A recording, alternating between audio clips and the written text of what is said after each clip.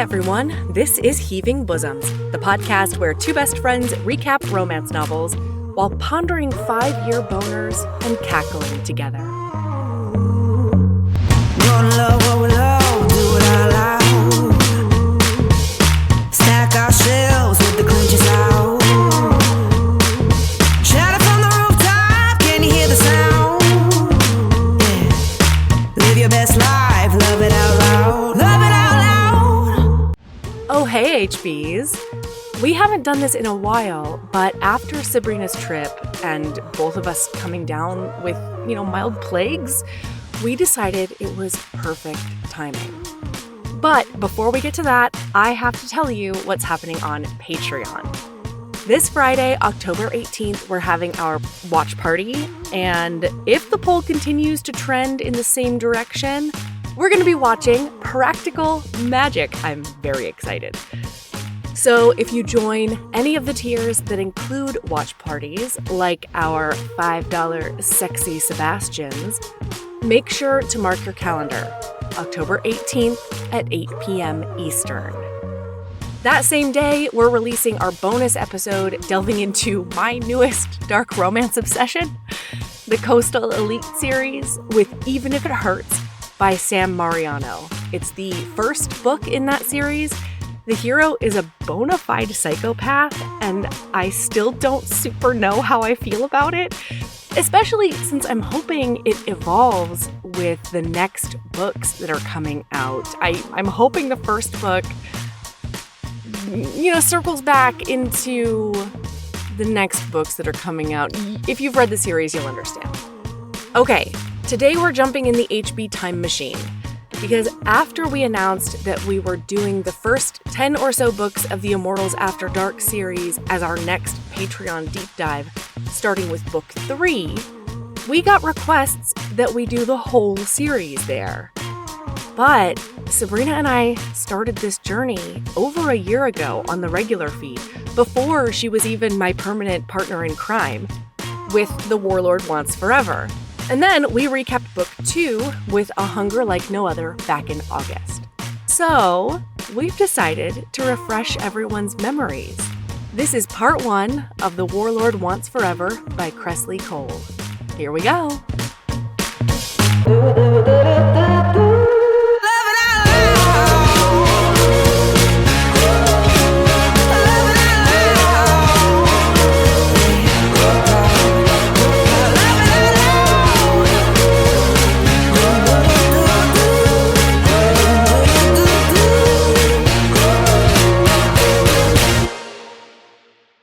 Hello, Sabrina. Hello. Listener, listen.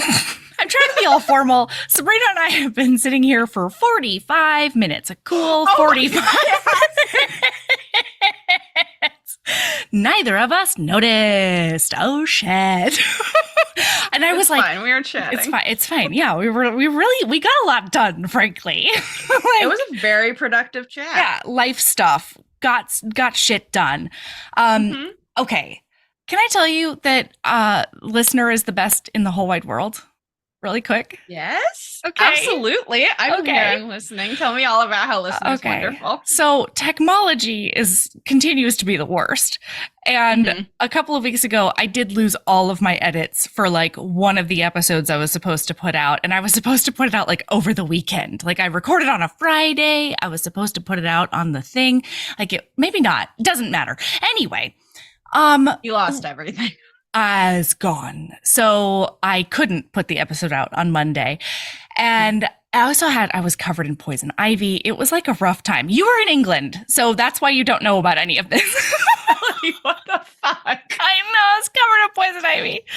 Anyway. Is this because you've been playing in the dirt in your beautiful garden? Okay, I don't know, because when I did play in the dirt in my beautiful garden and I knew that I was handling noxious plants, I did all the things I was supposed to do. I had a fucking face, like a face shield on. I'm so crazy about this because I'm so allergic to it. I scrubbed my face with an exfoliating anti-poison ivy scrub. You know what I mean? I do not fuck around. So I think what might have happened is I might have mowed over some poison ivy accidentally and not known.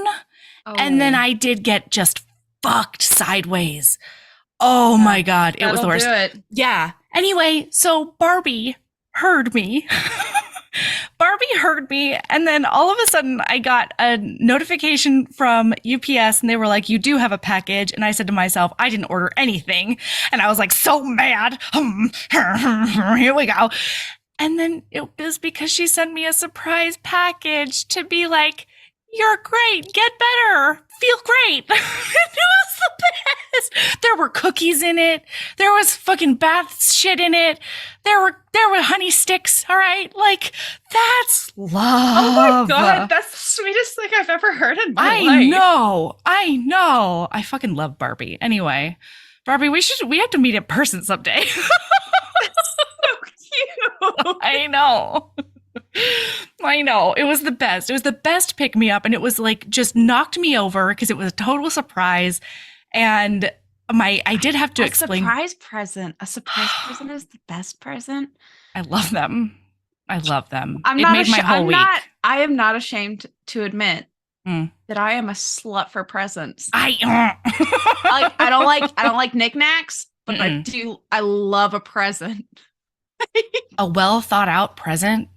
Like, yeah. like a pair of socks, like a fun pair of socks. That's my catnip. Yeah. Okay, you had banter. What was your banter?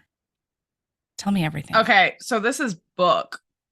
Are we jumping into book banter? Of course. We're 4 minutes in. Look how professional we are. I need listener to know. Yeah. I need listener to know that I sent you pictures of 1300 saddle. Actually, that's going to go on Instagram. I forgot. Found saddles while I was in England, and literally I was in the fucking Tower of London, wandering around, meandering, looking at the castle or the White Castle or whatever where the royalty used to live. And I was wondering, I don't actually know how old this saddle was, but I was walking around and I was like, oh yeah, look at the spears and the lances and the armor with the gigantic cod piece. I'm sorry, no, cack piece. That was a cock piece. That was bananas. Listener, it was 10 feet out if it was an inch. I swear. I would have described it more as if you cut a grapefruit, like a quarter out of a very large grapefruit. Yeah. Or like the end of an eggplant. It was maybe like jarring. a pomelo. It was or like jarring. a cantaloupe. It was a jarring pseudopods. It is also, I would like you to be aware, I think that is the only suit of armor in the entire 2 weeks I was in England. I saw a lot of suits of armors, and I think that's the only one I took a picture of. I was like, the people need to know about this. I did need to know. You're right. Yeah. I'm me. I'm people. Yeah. We saw a really old ass saddle. It was great. And like, let me tell you, I still can't think of her name. I should have looked it up before we came on. But Fishbowl. Oh, Fishbowl Jamie. I kept saying Mary, and I was like, no, it's not Mary. Mary's the sister. Yeah. But like, Mary too. I understand why Jamie and Mary could not fucking handle 10 hours of riding in that shit, because that looked unfucking comfortable. It did. And now I understand why she kept on saying like it's not broken in, because like oh my God, you don't break in that saddle. That saddle breaks you in. Truly. Like I don't know how anyone had a hymen at that point in history. No wonder. Like so you're not sending my sheets to anybody after that ride. Like Jesus. Claire, I am not my maidenhead has been breached by wood. By and that, not the wood that you're concerned about. Concerned not the about. Fun one. Not the one that can be hard for 5 years. Oh my God. No, we can't. Banter about book, because we need to jump into this book. I have a lot of feelings, and we cannot turn 140 pages into 3 episodes again. We can't do it. We can't. No, this is going to be a cool hour and a half. Let's do it. So, banter about book. I have read, so okay, for you to understand, I am hardcore on I cannot series skip. Like some people are like, oh yeah, I'll just hop in on the fourth book of a series. I am not that bitch. They're like, oh yeah. And like sometimes in book club, it'll be like the 6th book in a series that we're doing. And I have to read all of the books that lead up to it. But wait. And if it's a spin-off series, I feel compared to read Sabrina, the series it spins off of. Hey, it works out in my favor because last year my book club and the book club I'm in is through OSRBC, Read More Romance group. And so I'm in that book group. And we were reading like the most recent release in Kerrigan Burns. Ooh. What's the name of that? It's like Good Girls or something like that. Okay. It's a spin-off series of her series. Of course, I've heard of it. Yep. Well versed. I'm sure. Yeah. Lots of hard recommend. Like zero regrets. I could not put those books down. I read like all. So we know that I read fast, but these were like chunks of a book. That series was like chunks of a book, the first series. And I read like all 11 of these books in like 8 days. Oh, Jesus. It was literally thousands of pages. I could not put this shit down. I'd be at work. I'd be at work coding. And then like in the middle, like I'd be like, oh yeah, JavaScript, doing my clickety clackety on a keyboard thing. And my brain would be like, I wonder, blah, blah, blah. And then like, I'd just like trail off into something and I'd be like, no, got to clickety clack. And I'd go back to clickety clacking. It was a lot. Wait, it was so good though. Sabrina, according to our text messages back and forth, you were 100% that bitch with this one. So I learned something. My brain fully remembered this series as being A Hunger Like No Other being the first book. Okay. Oh. Because I was so hard convinced from people to skip, because they tell you to skip this book and start with A Hunger Like No Other. Yeah. And listener, I'm looking you dead in the virtual eyes. She is. Don't skip it. Don't skip it. What are you doing? Don't skip it. Skip it. Okay, don't so do it. This is another book of where this is another book where you have to come to this book where it is. Yep. Open mind. That's right. Wary heart. You have to remember that this was written. It's actually published on my birthday. In 2006. Happy birthday to you. Yeah, right? I just get all the books published on my birthday. When the audiobook or Soul Eater, the audiobook dropped on my birthday. This dropped on my birthday, apparently. If I read this when it was my birthday, I was already reading romance at that time, but like. But you maybe weren't in this deep. This would have been a rough one to read. I mean, not really. I did read Valley of the Horses and Clan of the Cave Bear and all of that shit. Oh boy. Younger than that, but like this would have been anyway. Listener, you'll understand as we start to get into this book. Yeah. But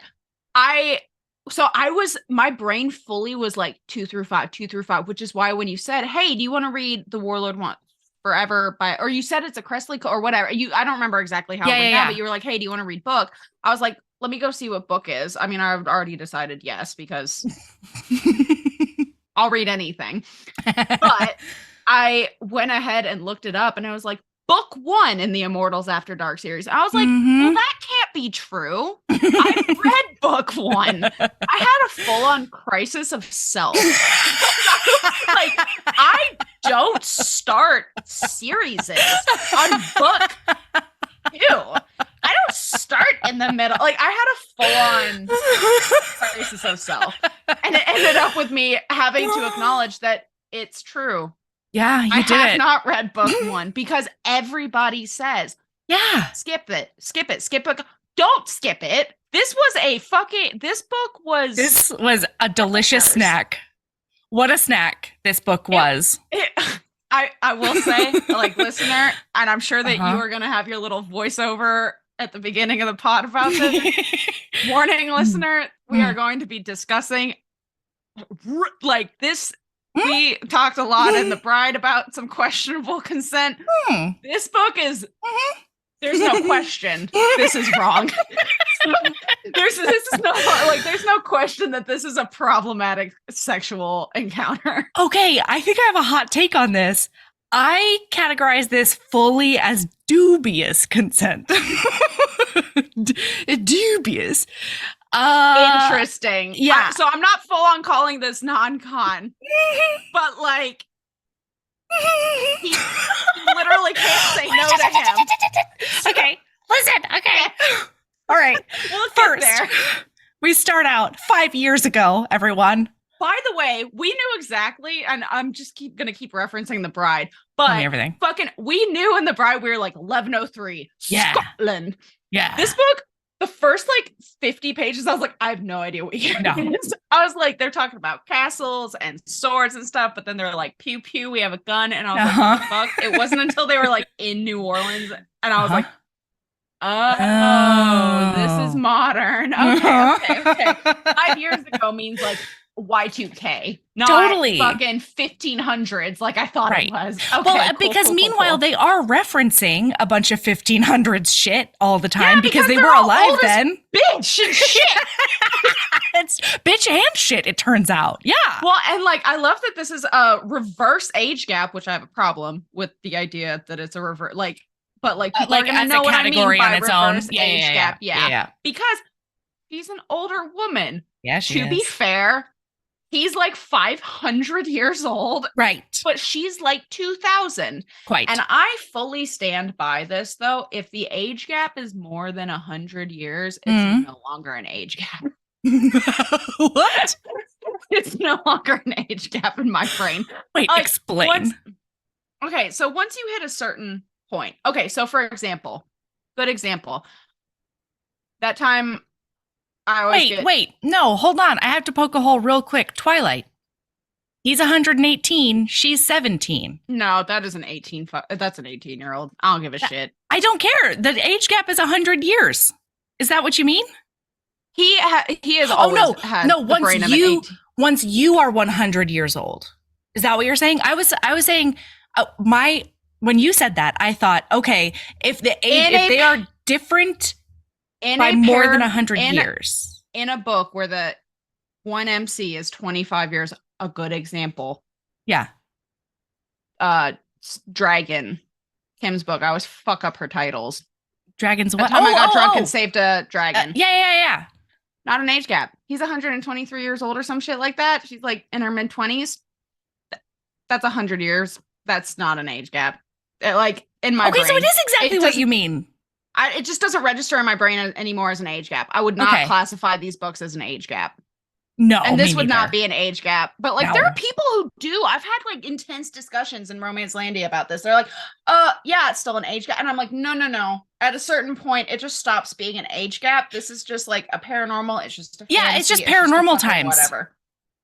Like what? You think that Resand and what's her butt? Yeah. Is an age gap? Feyre? No, No way. It stops being a fucking age gap at a certain point, and that certain point is around 100 years old. Is it immortality? Is that it? I think is that roughly the area? Interesting.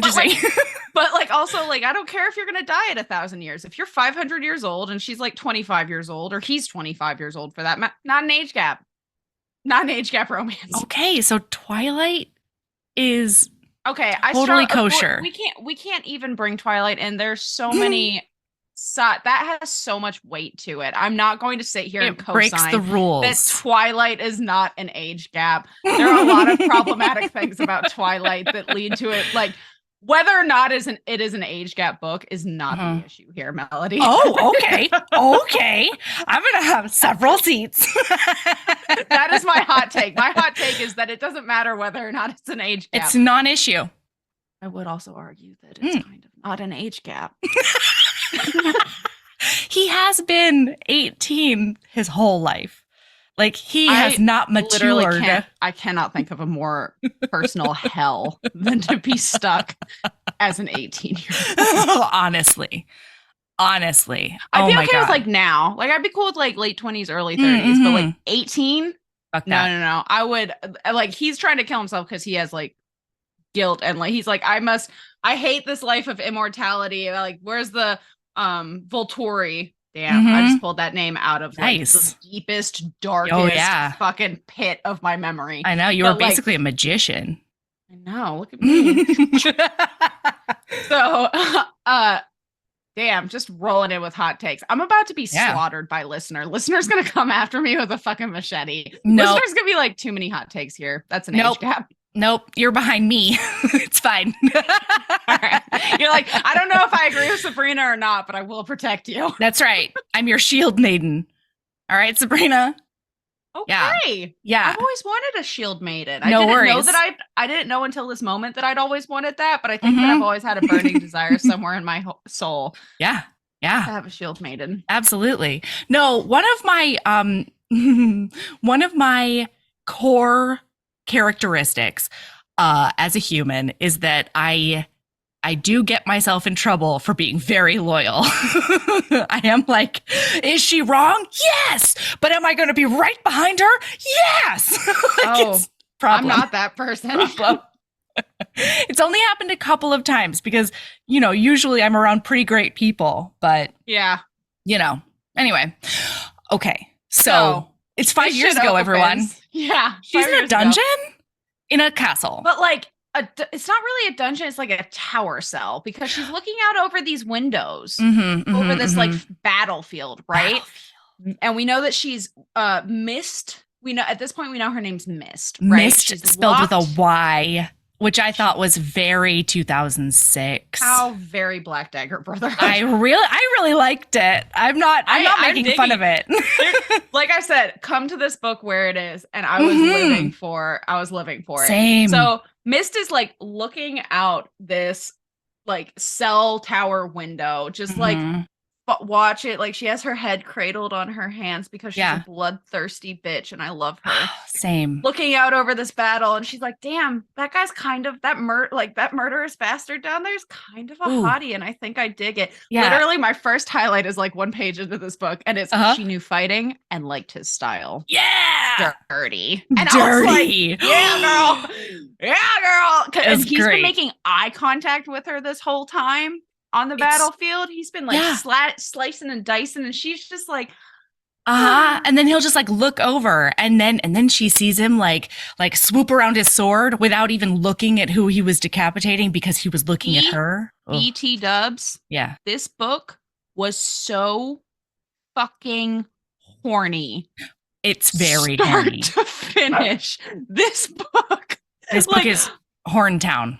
I can't remember if I actually messaged you about that because I was like, gotta save it for the No, you did. This is so fucking horny. Oh my god, I was not expecting it because I don't remember the rest of the books being this horny. Like they were like, because there's a difference between like whether it's a fast burn or a slow burn. There's a difference between sexy and there's a difference between horny. Ooh. Sexy does not always mean horny. Horny does not always mean sexy. That's true. This book was horny. It was very and you horny. want to talk about a fast burn. Anyway. Oh my god. Yeah. Okay. So all right. So she's a Valkyrie. Blowing him kisses while he's like doing all this like blah blah like fighting. Just murdering everyone. Horny fighting. Horny murder. Like no. And she's like, so we're in this world, everyone. For those of you who are not well versed, we're in the world of the lore. The immortals. So like the capital L. Yeah, the lore. Very important. So she's a Valkyrie and like way more immortals exist and mythical creatures exist and people just don't know about it. It's fine. Move on. So the vampires are like at the lowest part of, they're the scumbags of the lore. Yeah, everyone fucking hates vampires. And there's two different kinds of vampires. Yeah. There's the Horde, who is the one that has trapped Mist in this tower. That's right? the one. Yep. We'll take it, or there, and the some dude named Ivo is in charge of the Horde. This right? faction. Or Demetrius is also a name that was thrown around a lot. Yeah. So the two factions are because like one person usurped the other's crown. Burr, burr, burr, burr, burr. Yeah. Now the other guy's trying to get his crown back. But he's not trying to get the crown back to rule everybody. He just wants dude dead. And this is, what is his name? His name is Nikolai. Nope. Wait. The leader of the Forebears, Kristoff. which is Yeah. Kristoff, not of Frozen fame. Nope. Is Oh my God. But his love is also not fragile, I bet. You know what I mean? I don't know.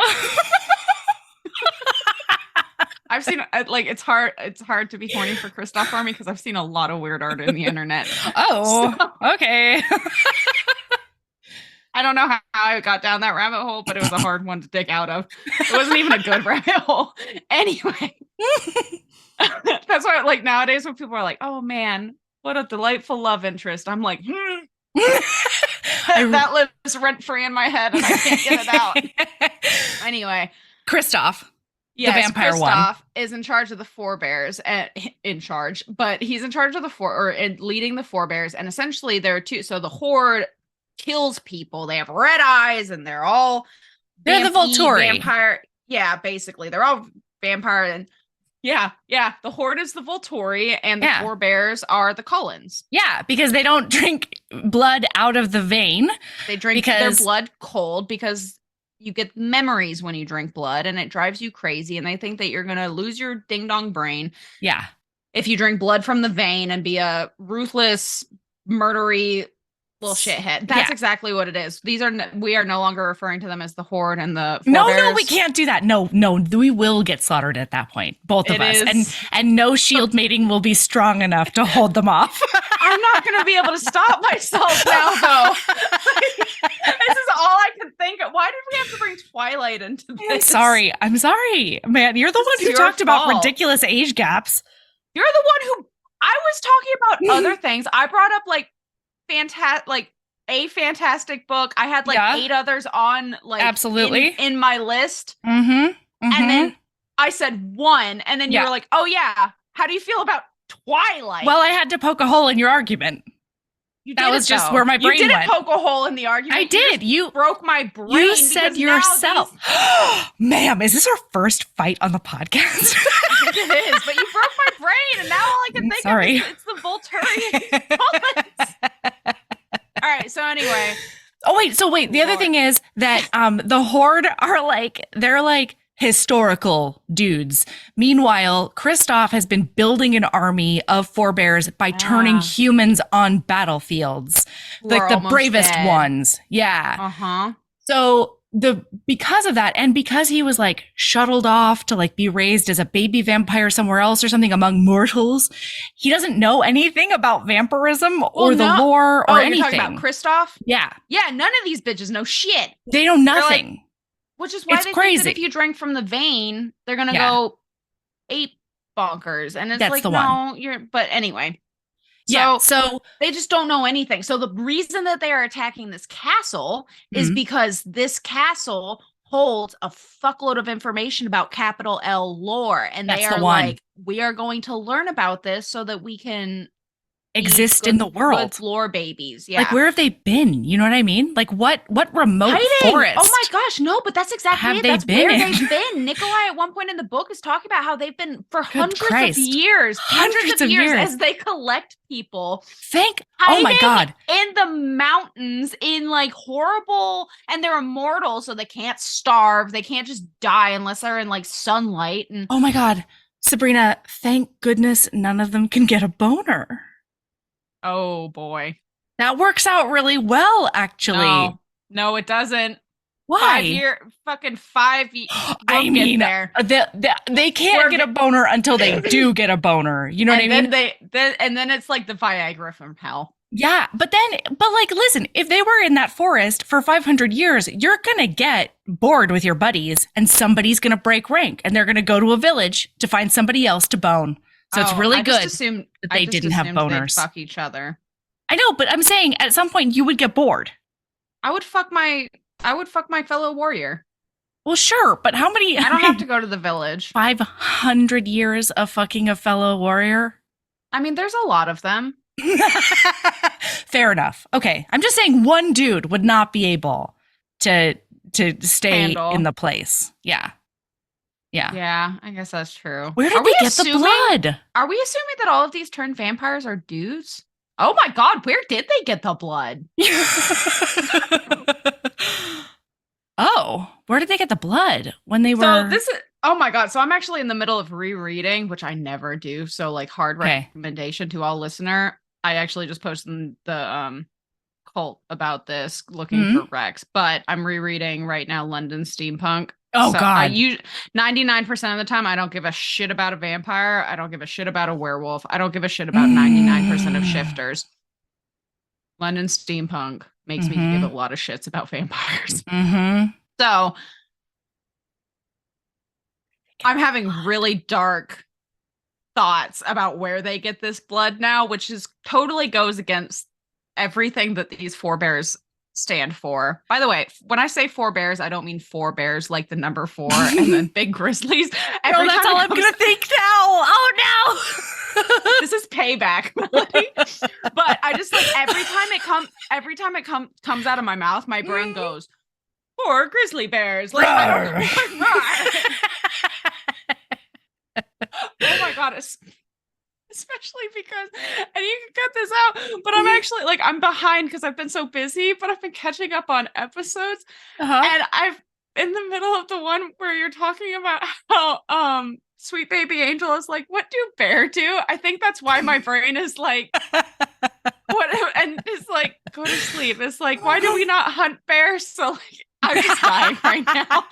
Anyway, my brain. Oh, Valor Jen. Yeah, baby, sweet baby. What does bears do? I was crying in my car in the gas station earlier. Anyway, it's not 4 bears like the number and then growls. It is 4 bears like FORE. Bears. Oh, I shouldn't have done that. Yeah, shit. Anyway, the point is that they forbear their wants and needs. Okay, anyway, so the Cullens. I'm so sorry. I saw it register on your face that you had like painted yourself into a spelling bee corner. Fuck. Oh no. So it is like 4 bears, but it's not 4 bears, you know? Correct. Yep. Anyway, exactly like that. Now that I have probably cleared up nothing for anybody, nobody else was confused but me. And in fact, I have made it worse for every person listening. Honestly, you've made it better for me, and that's your only job. Oh, okay. So they're going to try to this is one of the steps on their quest to like get Kristoff his crown back, because they need to know the stuff about the people they got to kill or whatever. Yeah. So he does win that battle. Boy, does he sword people real good. And she knows that like immediately he's coming down to the dungeon. She says that she can hear the warriors' footsteps. Like she can already tell. And he gets there and he's like, he does a Bill Stackhouse, a Bill Compton. What are you? He does a what are you on her reference that's going completely over my head. True Blood. Oh, I've never watched it. Oh God, it's so good.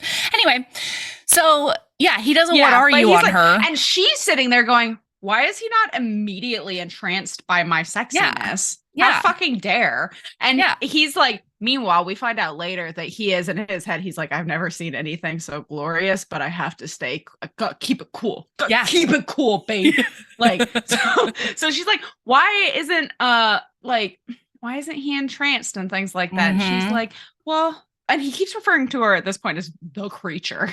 Yes. Because he doesn't know what she is, but he knows she's not human. Which, like, and she refuses to tell him. And so, listen, I don't. Coy. Oh, she is. She is. And she's a natural redhead, I learned.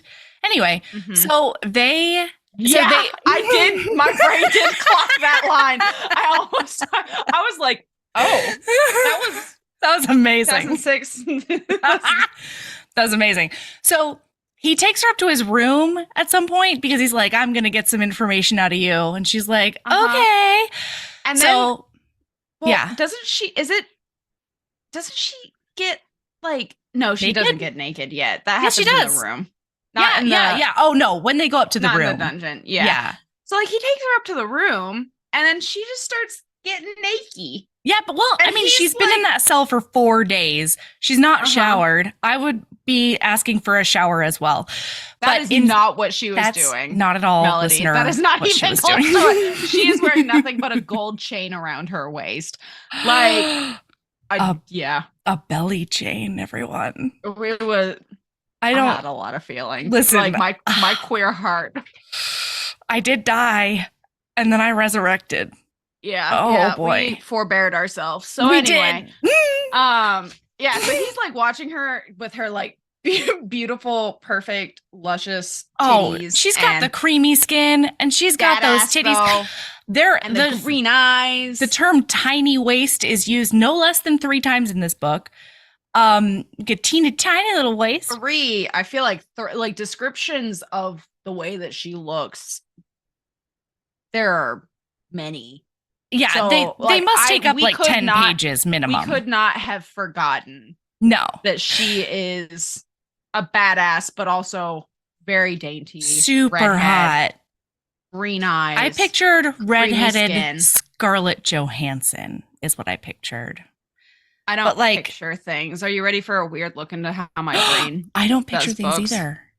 What? Tell me. Well, I picture what is being described, so it's just like phantom hearts as it's being described in the thing, and it can get really weird real fast because it'll just be like in my brain it's like disembodied. It like slowly comes together, mostly because I'll be like, oh, okay, so now I can visualize the hand, but then I'm like, wait, wasn't that hand this and this other part?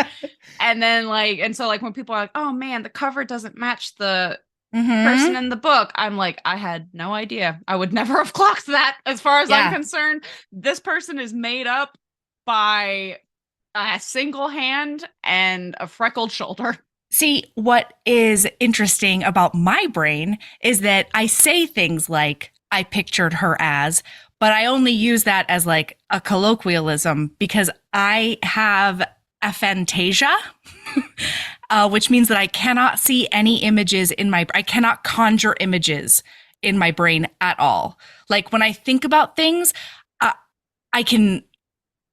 Word? No, it's so weird. It's like an impression. Like it's black. When I close my eyes and think about something, like Michael told me the other day that he can close his eyes and I said, think about an apple. And he was like, okay. And I was like, what's the apple doing? Is it on a table? And he goes, well, now it is. Because I had given him apple.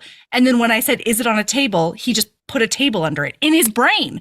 And that is so foreign to me because I cannot see things in my brain. That's how brain does too. That's how my brain does too. So like you just did, I just closed my eyes and you said apple and my brain was like, oh, okay, apple. And then you said like, it doesn't matter what you said, you implied table. And my brain was like, okay, now there's a table there. And of course now my brain is like slotting other things into there. But like the more things that got slotted in, the less importance the apple is. And so like when I quote unquote look away mentally, apple disappears and until I like think about it again. Interesting. Wow. Brains. Weird. So like I pictured her as Scarlett Johansson, but that was only an impression I give myself. I don't know. I can't see it in my brain. It's just like a feeling. It's more of a I think in feelings. Oh God. Oh, that's gross. Fascinating. And that it's real tough, honestly. Yeah. Well, like, but like, so like, I think that's why my brain does the thing that it does. So I think like, I don't know that I'm not going to make the blanket statement that I think in images. But, because I don't know. Now I'm thinking too hard. But anyway, now my brain is short circuiting. But so like when things are described, I will imagine the thing being described. Totally. You know? And so like when it describes like a hand clasping a hand, I will just picture a hand and a hand. And then we move on to the next scene and it like blurs into whatever the next thing being described is. But if there's no description happening in a book, I'm not picturing anything. It's just Interesting. words in my brain. Yeah. Because there's a lot of words and text in there too. It's weird. It's always words in my brain, but I don't see them. I can only feel them or hear them or whatever, have an impression of them. But when I think about things like when I'm blocking a sex scene in my head while reading, I get impressions of the full like even movement sort of thing, but I don't actually see it. I don't know how. I don't understand how. So when my brain is blocking sex scenes, so things like that. So in general, it's like morphing from thing to thing. But when something is described in sex scene, it's almost like it's stamped in my brain, and so then it's there. However, it is last described, it is stamped that way in my brain, which is why I get caught off guard a lot if something something happens, and I'm like, what did you do to make that work? Because the last time that this hand was described, it was stamped in said position. So yeah. Actually, that sort of happened to me. How many hands do you have? I know. That sort of happened to me at one point when she goes down on her knees and then does something else at chest level. And I was like, when did we get up? I don't understand. Or when at one point where I highlighted it. At one point where I don't remember which sex scene. There's a lot of sex scenes in this book. It's so horny and sexy. Yes. Listen, for 140 pages, it did its job. Over and over and over. Yeah. So anyway, but at one point it was described, I went back and reread 4 pages because it was described as her putting her, Was it hands around the neck when she was facing away from him? It was when he was up against the wall. And I know that he would have had to bend in order, but it wasn't described that he bent. It was just that his head was at her nipple, lavishing it.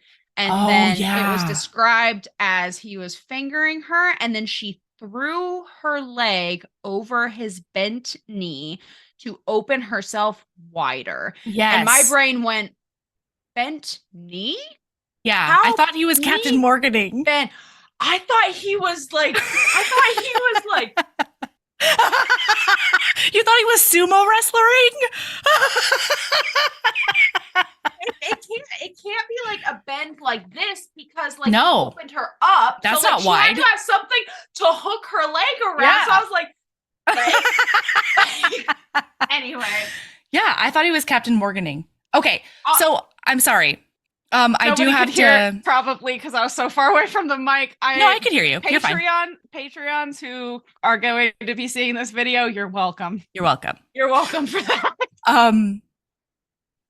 Yeah, one of my favorite. It's just a random random snippet. Is he wanted to know the rules of the game so he could dominate it. That is his vibe the whole book. Yes, but he's also a weirdly soft, sweet cinnamon roll. It was hard for me to put the two together sometimes. Yeah, absolutely. So, listen, when we find out she's naked and she turns around at him because he's only seen her behind at this point. She turns around and he's like, oh, and she's a natural redhead because she's just talking about her bush. It's great. Yep. And so love a heroine with a bush. Love a heroine with a bush. Love it. Oh, thank you, Kresley Cole. Okay, so then, excuse me.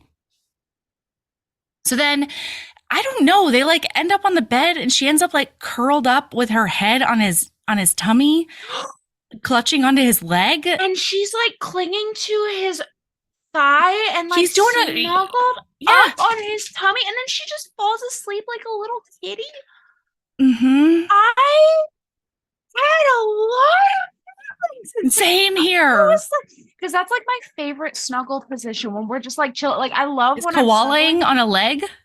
Well, they're doing something else. I love when somebody's reading a book or playing a video game or something or doing whatever. And I just can lay, I use them partially as a pillow and then their leg is my teddy bear. I was like, oh God, that's nice.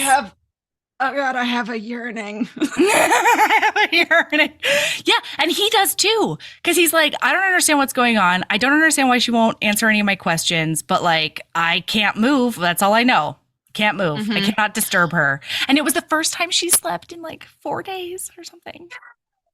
Well, I mean, I'm not going to feel too bad for her about that after what she puts Nikolai through. I don't feel bad for her. I just think it's cute. She can like relax around him. So for listener to understand, although I feel like a bunch of y'all have probably read this series. Yeah, most of if you people did have read like it. me and started on book 2, you have some understanding. So for those, the 0.01% of you that have not read any of the Mortals After Dark series, actually, there's probably a lot of y'all, but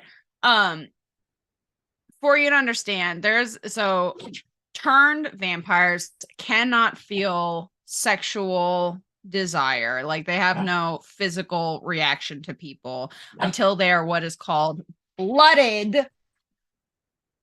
And blooded is when they meet their capital B bride. Capital and it means B. that means that all of a sudden they have to start breathing. It's like essentially what it is they come back to life. Their blood starts rushing around. They get erections. They breathe for the first time in forever. Are there female vampires? How I don't know. That work? Is that answered? Do they not get wet? Answered sometime in the 19 bazillion books. In I think it's more like 26 books. Yeah, I think maybe they just can't get wet. I don't know. Listen, heavingbosoms@gmail.com. Let a bitch know. Yeah, and then you need to immediately tell me. Please, of course. Yes. Screenshot. Like, text. I had a lot of questions about that. Like, I guess we could ask Alexis though. I could message Alexis and be like, Alexis give me those would know. deets. Yeah. She would know. Yeah. So I had a lot of questions, but yeah. So she keeps making comments though about how because she keeps like fondling his cock through his pants and like schnoogling up on it and stuff. And she's like, must suck not to get horny. Yeah. But it was kind of cute because even before she snuggles up and cuddles up on his leg, she's like, she tries to turn him on, but she knows it's not going to work because, you know, she's 2,000 years old and she knows her shit. And then she just like flops off of him and like lays on the bed next to him. And then they all just chat. And it was super cute. Talk for a while. It was precious. And it's funny because when she's prancing around the room and when she's on the bed, he's like, I haven't missed sex for the entire 500 years I've been alive. It's not been a thought in my brain, but now I'm like, why isn't she blooding me right now? Like I want her to be my bride, and he's never felt that way before. But it's not happening. No. Foreshadowing for the forebear, because obviously she's gonna be his bride. She's gonna blood him, but it's not there yet. And he's like, but it was so funny because he's like, oh, why do I want to destroy any vampire who might be blooded by her though? And it's like, it's because she's yours. Listen, Nikolai. Yeah. You're Nikolai, fated or yours. Whatever. Like, come the fuck on. Although that brings up a lot of I have so many questions. Yeah, I agree. Like anyone listening, the email that you started to write, do not send it yet. Just wait until the end of the pod. We have lots of questions. Yes. Just keep answering them as we go, right? Thank you so much. Yeah. In advance. Thank you, listener.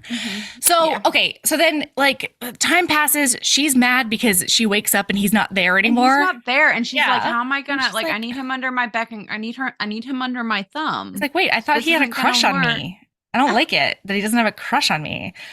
And then somebody takes her down to a dungeon and again. And then he walks in. Oh, because she makes a pact with him. She's like, let's make a pact that we won't hurt each other in this room. And then he goes down to the dungeon. Because Kristoff wants answers. And so that means it's torture time. And he doesn't know how he's going to do it. / he won't. But he has to at least say out loud he will.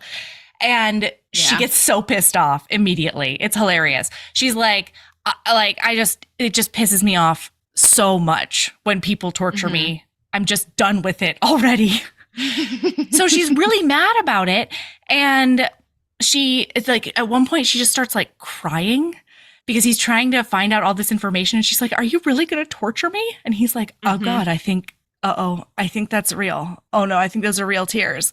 Yeah. And then he's like, oh, there's an earthquake happening around the premises.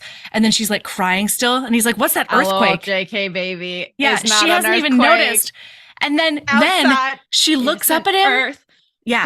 She looks up at him and she gets a sexy coy look on her face. And he's like, that was a weird transformation. And then he realizes the earthquake is not outside of its body.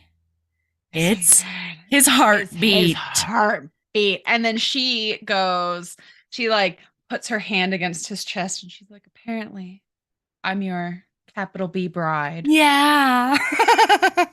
Sex. Fucked against a wall. Oh my God. Almost. No, not penetrate. Not quite. They do have sex against the wall. Yeah. Not but P but and not, V. yes. It is finger Importantly, penetration. not And it was P and V. Hot.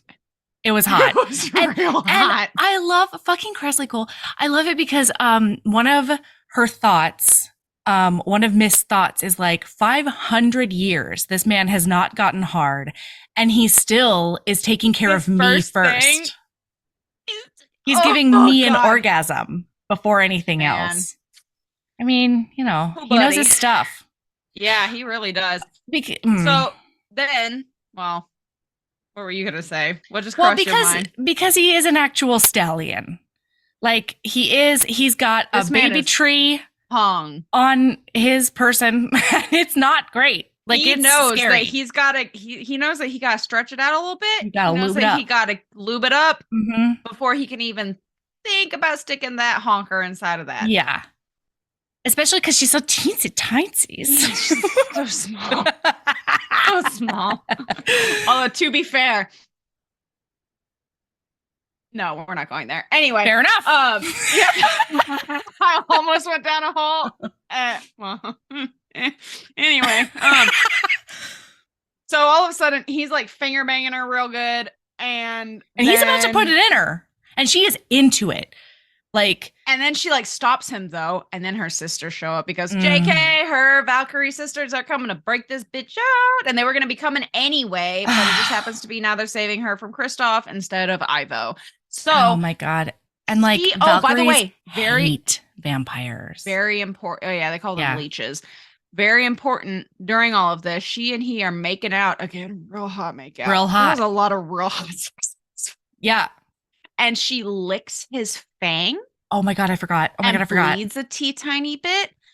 And that gives him a raging hard on. And then her sisters show up and they shut it all down. And then I don't remember. No, that's her goodbye. She's already decided to leave when the sisters are there. And they're like, we're going to kill him. She licks him. And then she licks his fang. Of her blood. And then turns out what happens when you're freshly blooded is you can't come until your capital B bride makes you come. And she leaves him with an erection. 5 years. Yeah, I think you need to see a doctor for that, I feel like. I feel like that's, I mean, wow. Like, how did he function? Okay, there are scenes later on with like his family around. You don't leave anything on a low table because it's gonna get knocked over. Especially not with that swinger. Yeah, like he's got a baseball bat right there.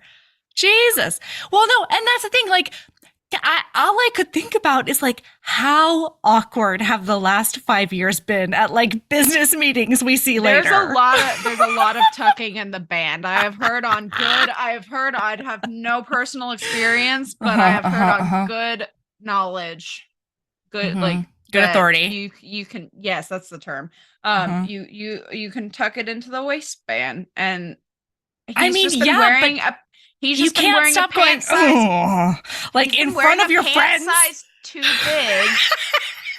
Probably 2 or 3 pant sizes too big. And like 2 belts. For 5 years. Yeah, that's what you do. You just strap that puppy down.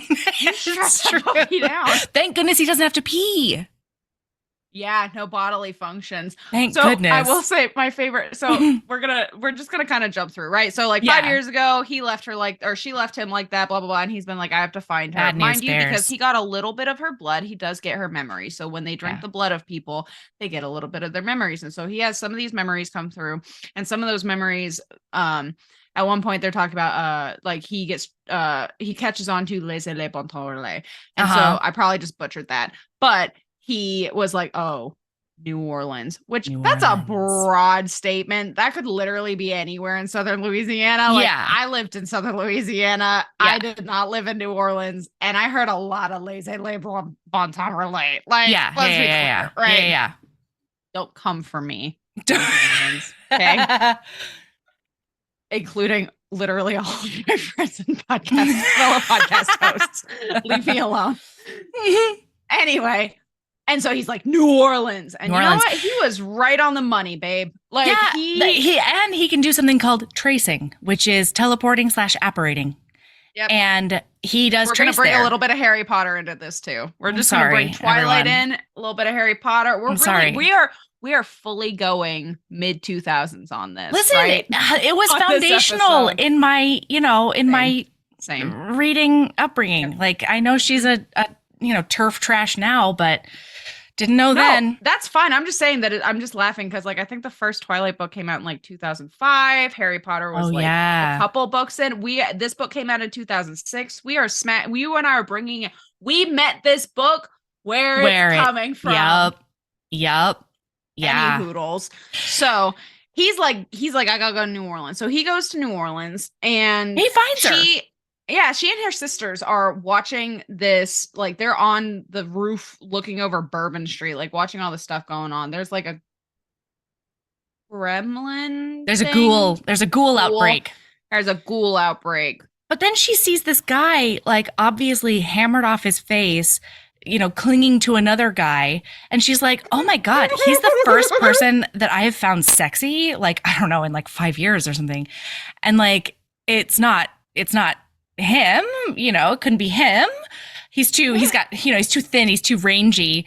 And then he turns around because he senses her in his cock senses. I was going to say spidey senses, but it wasn't. So it's a homing beacon. He got some sticky white stuff. He's webbing hard, and he has been for 5 years. Some of it's crusty. Can you think of how much pants? Oh God, ruined. No, I feel like after 5 years of pre-cum, that's not a recoverable pair of linen. No, nope. Oh God, you gotta throw those suckers out.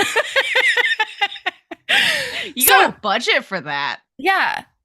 So then she tries to run away on rooftops, and he's like, trace in front of you. And he catches her. And it's on TM, kind of. Yeah. Because like she throws herself off a building to get away from him. Meanwhile, she's like, in this courtyard. She's like, oh my God, he found me. But also like, I'll never live it down with my sisters. To be clear, by the way, this entire 5 years until he realized it didn't make it any better, this man has been fruitlessly humping the shit out of his bed. He's just dry humping everything in sight. He is horny dog mode. He is. Like, he has been humping everything, just thinking desperately about her, and she's been touching herself, thinking about him. Yeah, except she can come. Yeah, she can. She can. But so like they're a little desperate for each other. He more so than she. Meanwhile, like though his family had to replace a couple of couches. You know what I mean? Minimum. Like, I'm telling you, those business meetings had to have gotten awkward. You stop inviting people to your house at a certain point. Absolutely. Oh my God. There's a dog bed in this house that one of the dogs really likes to hump, right? Okay. And so that is a dog bed I do not touch. No. I don't touch that bed. I let him do what he does. Live your best ballless life. Like he just, I guess he eats his dinner and then he gets real randy and he humps the shit out of that. He also though, dog, one bed. This vampire man, there's no way. I am shocked he has not gotten stuck in something. Of course. He's been fucking a wrought iron bench. Anything with a hole. Anything with a hole. Oh my God. Has been in. My God. I'm so sorry. I have to go on a quick tangent because I think you're the only person in the world I can actually talk to it about other than Michael. Okay. Michael ran across a Reddit thread the other day. The weirdest places people have stuck their penis. What's the weirdest thing you've ever fucked? Yep. And one of my favorite ones was this high schooler was like, I fucked a bowl of noodles once. I've read that one.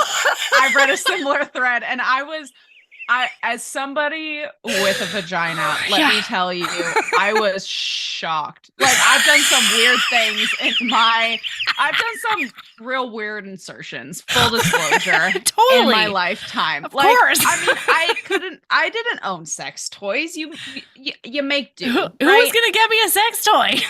Yeah, like, and of course I was like going to Spencer's. Are you kidding me? What if my parents found that?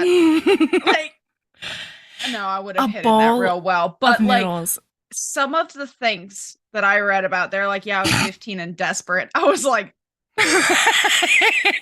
oh my God. My favorite part about the end of that response was the person goes, the worst part was the post-nut clarity when I did have to look down into the drain and figure out how I could get all of these noodles out of my shower drain before my parents. Why were the noodles in the shower?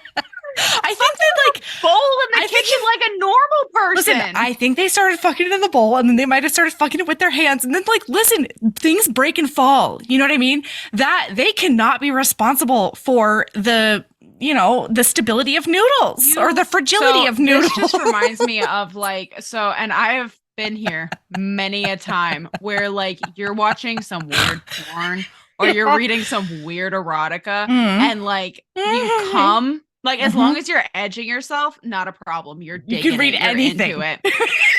And then you come and you're like, Uh-oh. And then you have the moment of, is this the birth of a kink? Do I want to repeat this? Sometimes it is. Yeah. Sometimes that goes into your incognito save bookmarks. It's just self-discovery a lot of times. Hey, and you know what? You do you, boo. If a bowl of noodles is what does it for you, I support you. That is just so funny. Oh my God. Was it buttery noodles or like was this an Alfredo? This person got into a shower, so I feel like it might have just been noodles out of a boil. Like they boiled the noodles, they put it in there, they looked at it, and they said, I bet I could fuck that. So hungry for noodles. And then they put it in a bowl, and then they went and fucked it in the shower. I hope that they let it cool down, because like I think it should be a little warm. It should be. Is there a noodle that I could fuck? I'm not going to, but like, no, I feel like I don't know what they're called. Those cylinder boys. I feel like that could be a possibility. It would need to be a pretty big noodle, though. Well, sure. What about a shell? Like one of those giant shells? Yeah, one of those big boys. Oh, I'll bet you could get some suction on that puppy. Oh shit! I didn't even think about that. You just do a little squick. At that point, you would have to be bare down there though to get to that suction. But also, if it's insertion, you don't want it boiled, but also you don't want it not boiled. You know what I mean? Really, we should just stick to vegetables. I'm gonna stay away from noodles with my vulva and my vagina. God, because now I'm just imagining like it's so brittle, and like if that puppy broke, like there's a lot of things I would not want up there when I went to the doctor. Oh my God, you would pussy boil that pasta. Well, not to mention that like if you clenched around it while coming and you shatter it.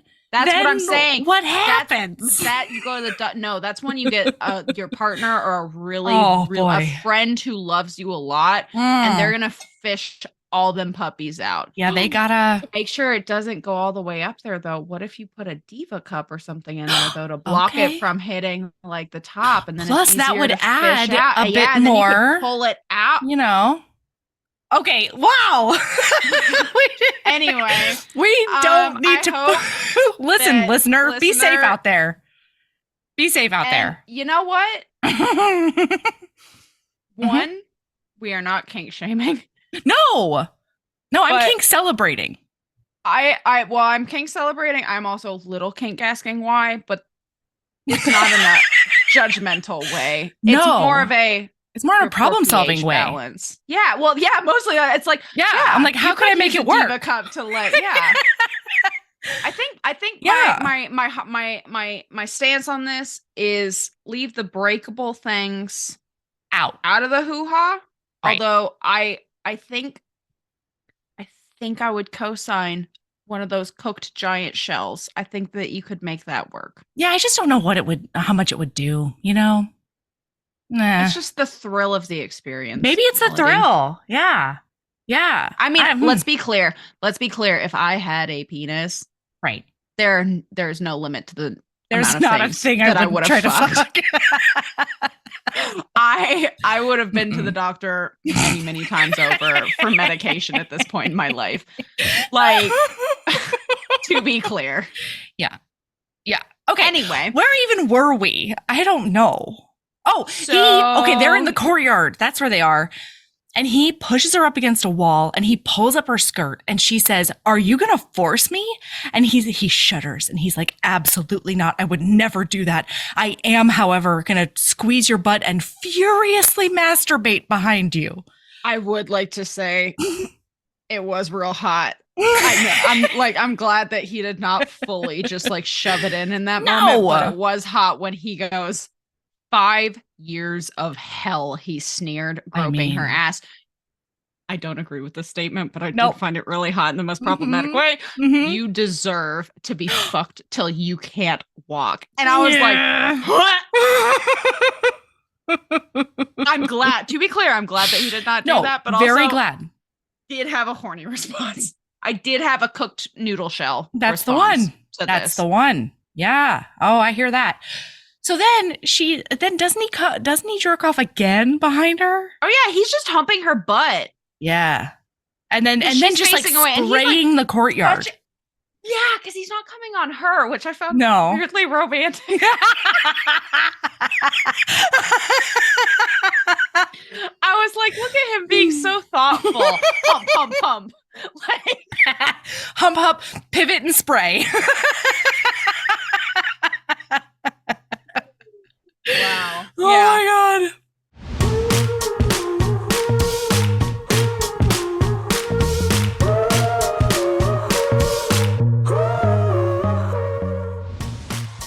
All right, HBs, this is where we're going to end for today.